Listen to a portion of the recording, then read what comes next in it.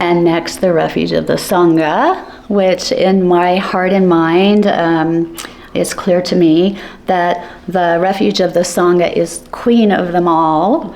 And those of you who are here in the spring know that royalty was brought up a lot. I think it was like the king of Dharma poisons, right?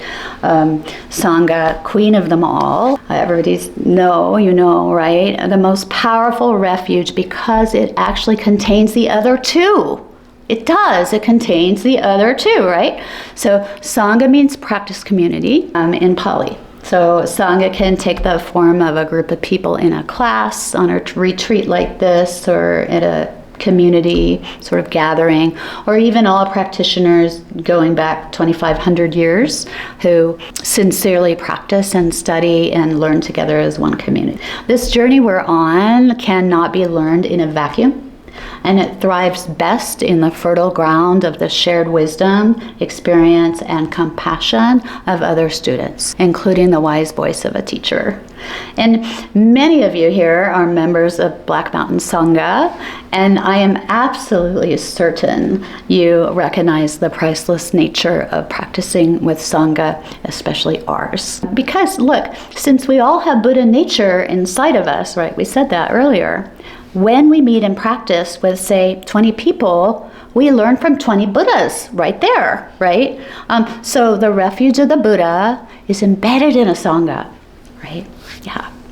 And then the authentic wisdom and sharing that everybody is, engaging in together enhances the wisdom of every other member. Growth is exponential. How can it not be so with so many Buddhas in the room?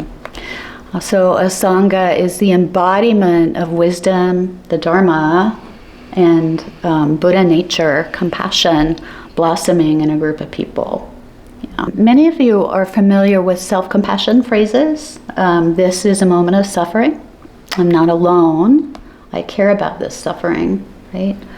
Practicing with a Sangha is an act of self-compassion because we know when we're practicing together that we all experience suffering, right? In our practice together, we know that we're not alone, right? And in our practice together, we see that we care greatly about each other's suffering, right? So Ananda, the beloved disciple of the Buddha, once asked, "Master, are good spiritual friends fully half of the spiritual life?" "No, Ananda," the Buddha replied, "good spiritual friends are the whole of the holy life." Right. Taking refuge in the Sangha involves remembering the sometimes difficult shared journey that we're all on, that we're not alone, and that our human birthright, compassion, is woven through the fabric of this gathering. Here, even though we won't be interacting, the compassion is palpable. So, Sangha is queen of them all. And this is my thing. It's not, I've never heard anybody say it, but it's true, right? Sangha is queen of them all.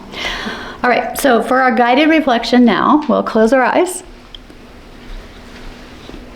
And softening the body.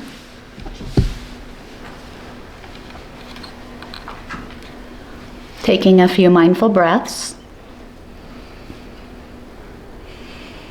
And bring again to your mind and heart some challenge you've had in practice, on retreat or otherwise. And call the details of the experience to your mind and heart as best you can. The physical sensations, thoughts and emotions.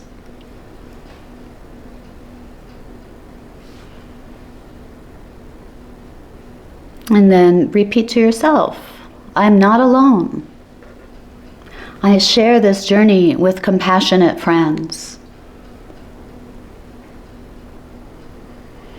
And repeat a few times just like that. I'm not alone.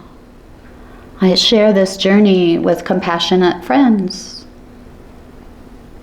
And noticing what comes up in your body, heart, and mind as you reflect.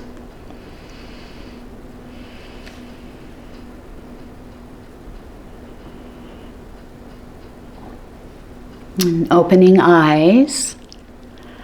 And we invite you to remember the refuge of the Sangha, both the Sangha that we've created here and all Sanghas, the love and support we share for each other and for the practice. We light this flame as the symbol of the Sangha we treasure.